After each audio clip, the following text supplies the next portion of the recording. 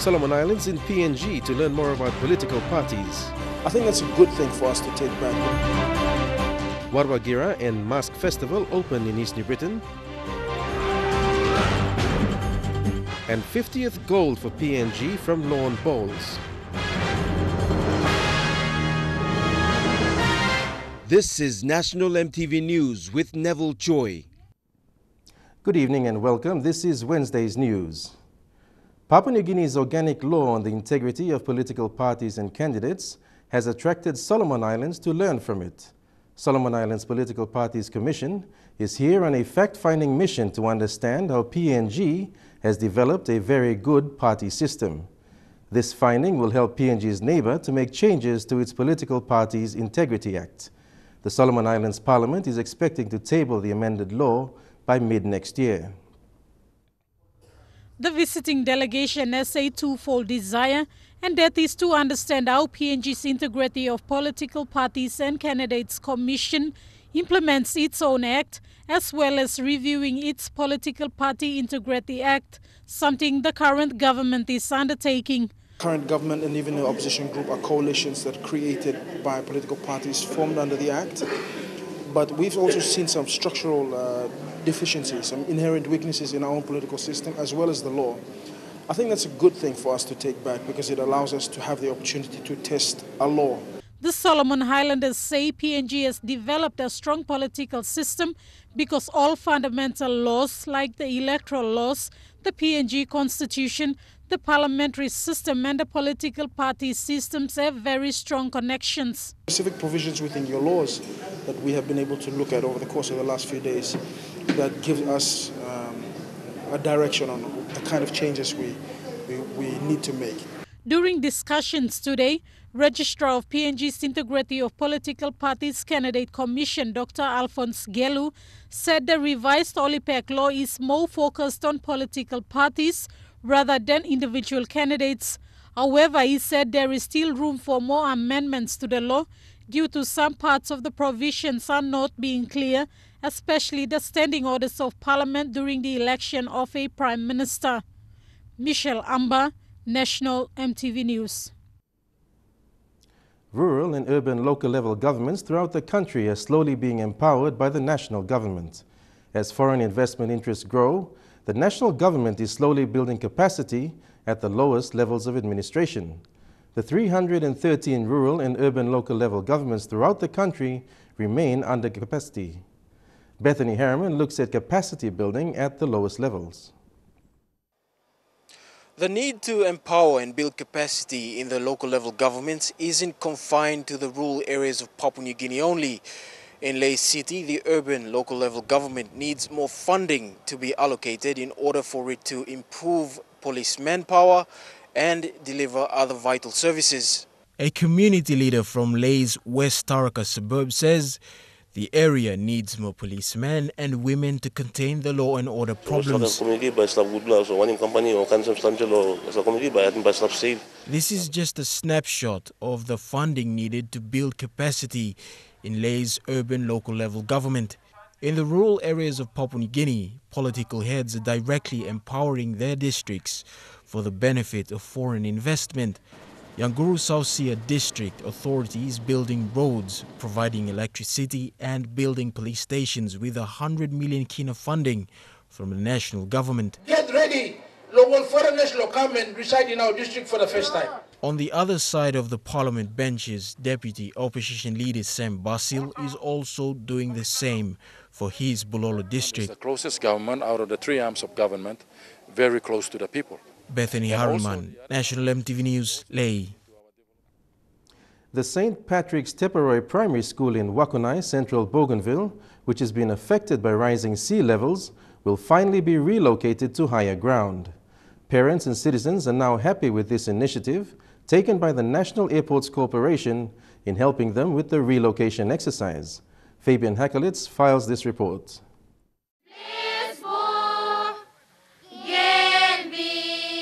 Plans are now in place to raise funds for the relocation of St. Patrick's Teperoy Primary School, facilitated by the National Airports Corporation.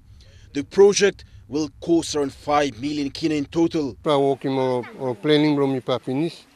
Long set kamapi money. Long go walk.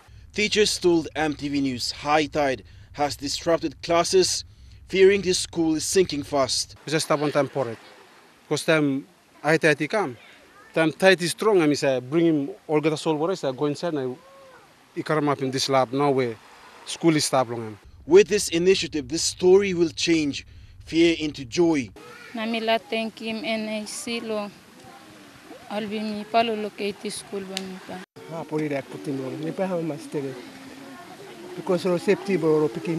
Appeals have been made to corporate organizations to show their support in fundraising activities that will drive this initiative. Fabian Hakelitz, National EMTV News. Papua New Guinea and France will continue to foster their relationship, which has grown with huge investments in the oil and gas sector. Prime Minister Peter O'Neill echoed this at the French National Day celebrations at the Games Village in Port Moresby last night. The French community in PNG and its member states taking part in the Pacific Games joined in the celebration. France Ambassador to PNG, Pascal Maubert, said France is keen to help develop the PNG economy. Never been better and never been stronger than it is today. The Warwagira and Mask Festival begins in East New Britain. That and other local stories after the break. Stay with us.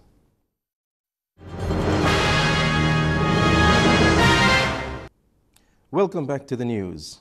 East New Britain's Warwagira and Mask Festival began today with the popular Kinavai dance performed at the Kokopo beachfront earlier this morning. The festival will continue over the next 4 days in Kokopo and has so far attracted tourists from all over the world. Edwin Fidelis files this story from Kokopo. Like previous years, the festival begins with extravagant display of the traditional Kinavai dance, and this morning it happened again. The Warwagira and Mask Festival is one of the biggest tourism events in the East New Britain provincial calendar that happens on the 15th to the 19th of July every year, and it attracts tourists from all over the world. Lugum di salah ceremony kamapel de tumbon danis long kanuem Rabaul district aplong Rabaul open lecture em lugum ol mani sanapia emblo Rabaul district, and this is where it's a event sa kamaplong every year long di salah mass festival, national mass festival. The 4 days of festivities seeks to promote and preserve some of the unique masks and dances from all over the country.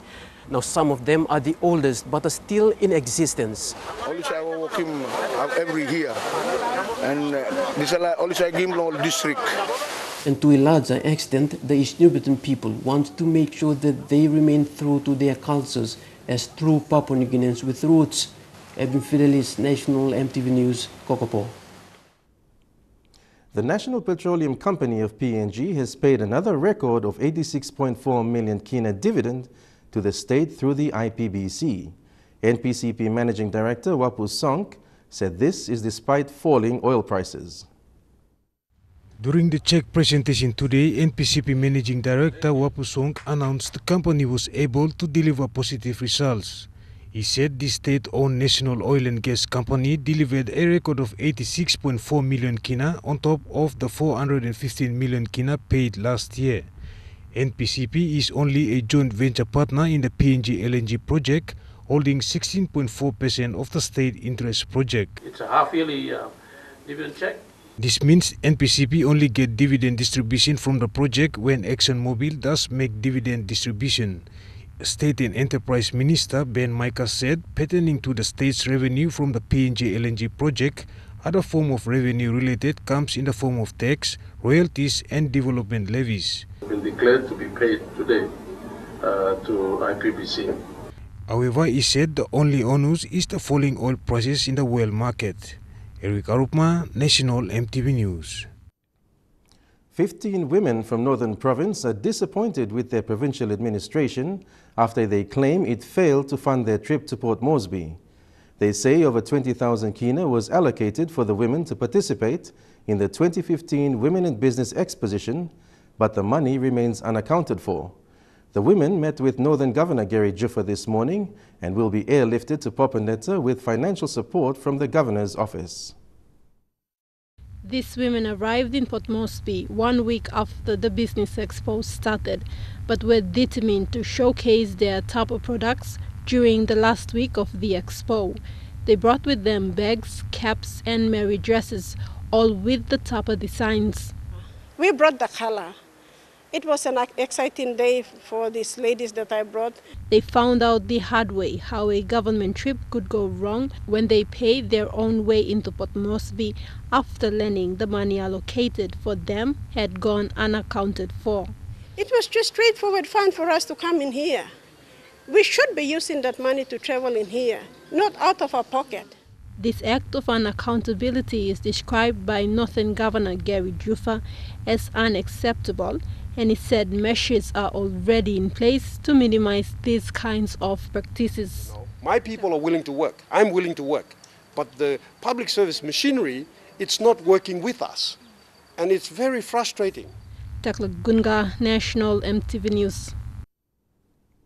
And now we take a look at the finance news. The Kina closed 10 points lower at $0.3615 in the interbank market. At Bank South Pacific, your Kina was buying $0.354 $0.4722 Australian dollars, $0.3176 euro, and 43.26 Japanese yen. Looking at commodity prices at New York close, gold closed lower while coffee, cocoa, and copper closed the day higher. Palm oil, crude oil, and copper all closed the day lower. And finally, on the stock market, the Dow Jones closed at 76 points higher, the ASX closed at 104 points higher, and the All Ordinaries closed at 101 points higher. You're with National EMTV News. Up next is Trukai Sports and more action from the Pacific Games when we come back. Stay with us.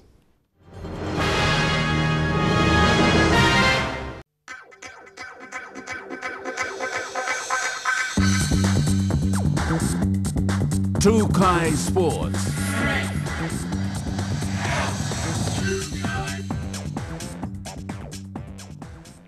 Welcome to Trukai Sports. Papua New Guinea scored its 50th gold medal today, the highest number since 1963. The gold coming from lawn bowls this morning. Scholar Sengi with this report.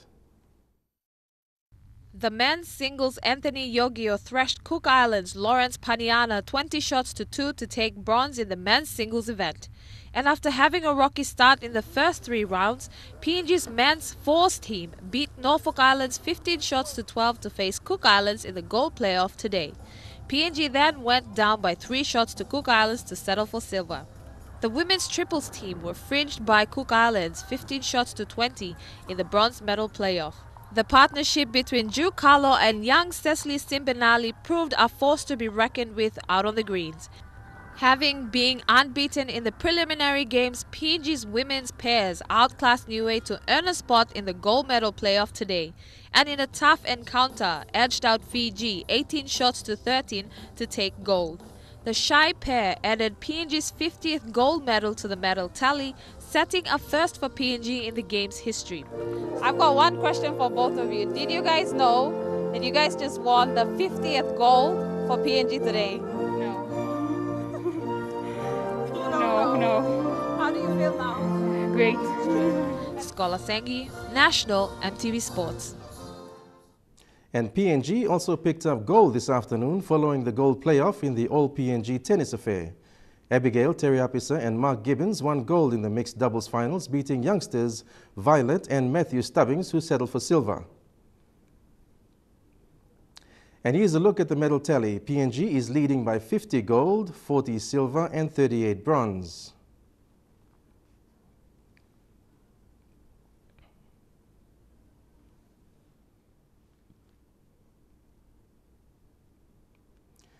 And following Papua New Guinea, New Caledonia with 44 gold, 37 silver, and 35 bronze.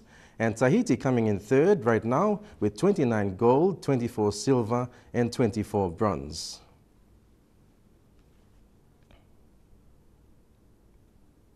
To boxing now, day 2 of competition kicked off this afternoon at the Caritas Secondary School Gymnasium.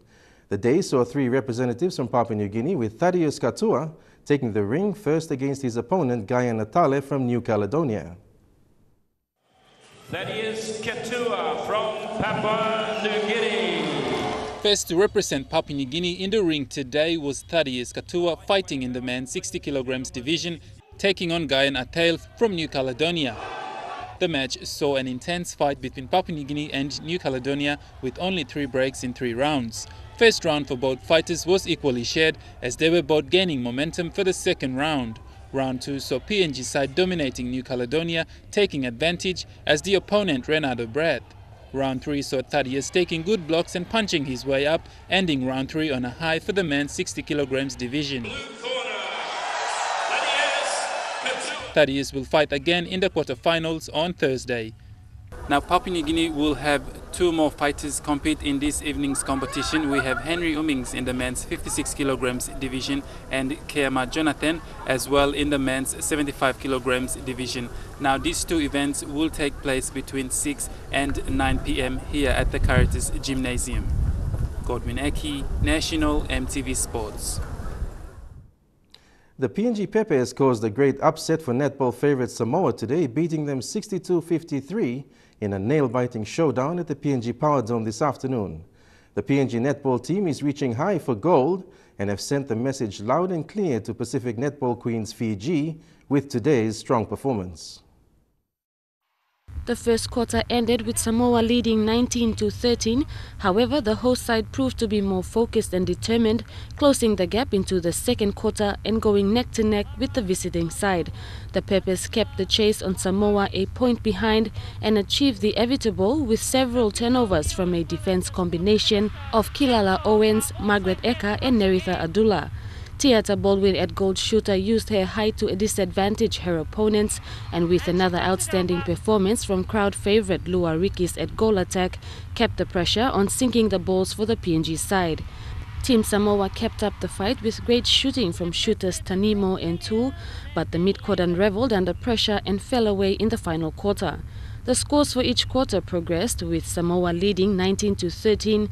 PNG took over with 30-28 in the second quarter and maintained the lead with 46-43 in the third quarter and finished with a strong 62-53 shock victory. The host nation is ecstatic as it has been quite a while since PNG last beat Samoa in an international meet. The Peppers are now on standby to take on the winner of Fiji and Cook Islands for the gold medal playoff. Vanessa Knight, National EMTV Sports. With much of the emphasis placed on athletes and sports in Papua New Guinea, former sprinter Takale Tuna and 2015 Pacific Games silver medalist Francis Compound have spoken on the advantages of sports. The 1991 gold medalist for the 4x100 meters relay recently spoke to delegates at the Institute of Public Administration in Port Moresby.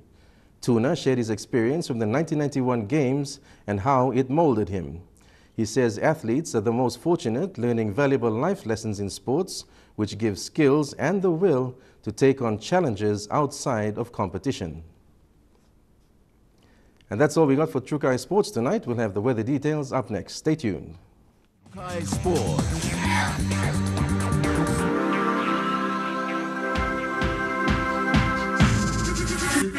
Trukai Sports.